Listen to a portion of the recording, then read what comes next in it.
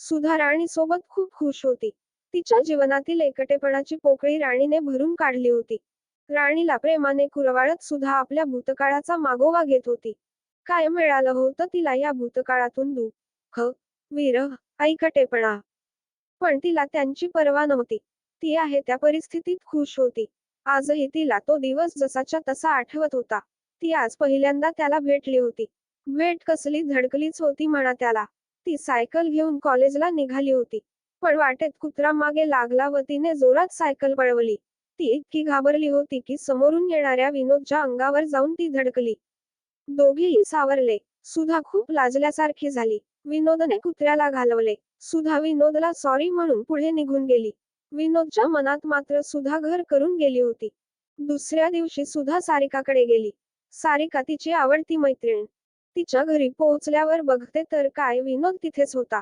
त्याला पाहताच तिला घडलेला प्रसंग आठवला व परत लाजल्यासारखं झालं.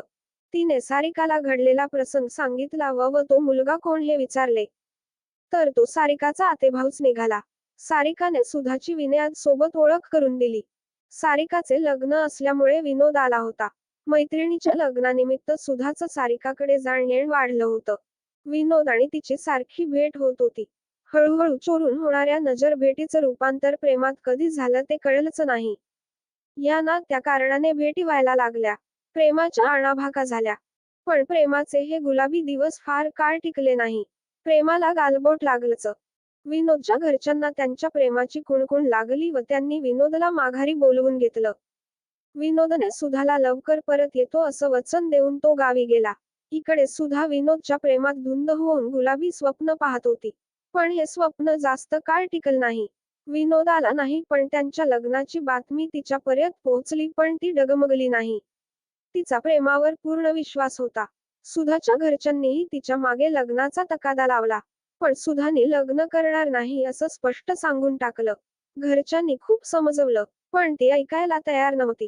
एकदा विनोद गावी आला तेव्हा तिला भेटला. घरच्याच्या दबावामुळे लग्न करावं लागलं असं त्यांनी सांगितलं. पण ती त्यांच्यावर चिडली नाही की ओरडली नाही.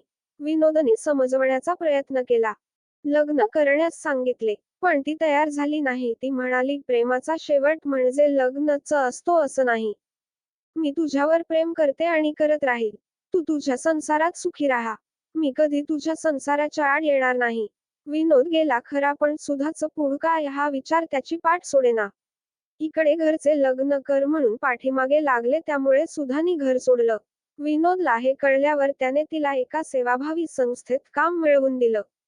तिथेच तिची राहण्याची सोय पण झाली. तिच्या जीवनाचं नंदनवन झालं. सेवाभावी संस्थेतील लोकांची सेवा करत तिला तिच्या जीवनाचं एक नवं ध्येय मिळालं. पुढे सुधाने एका अनाथ मुलीला दत्तक घेतलं. तीच नाव राणी. राणीने सुधाच्या जीवनातील एकटेपणा दूर केला. विनोदच्या प्रेमाच्या शिदोरी सोबत तिने पूर्ण आयुष्य काढलं. पण रडत कुढत न राहता प्रेमाचा हा ठेवा सेवाभावी संस्थेतील लोकांना त्याचबरोबर एक अनाथ जीवाला देऊन त्याच्याही जीवनाचं सोनं केलं. स्वतःला प्रेमवीर समजणाऱ्या आजकालच्या तरुणींना जे फक्त तू नाही तो और सही किंवा तू माझी नाही तर कोणाची नाही असं खुनशी प्रेम करणाऱ्यांना सुद्धा सारखं निस्वार्थ प्रेम एक नवीन धडा नक्कीच देईल.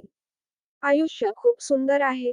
सोबत कोणी नसलं तरी एकट्यानेच ते फुलवत राहा. आव्हान करा त्या सूर्याला. मग उगवेल तो तुमच्या आयुष्यात नवीन क्षितिज घेऊन. अंधारमय रात्र संपवून सोनेरी किरणांनी सजून. मग रोजच उगवेल एक नवी सकाळ.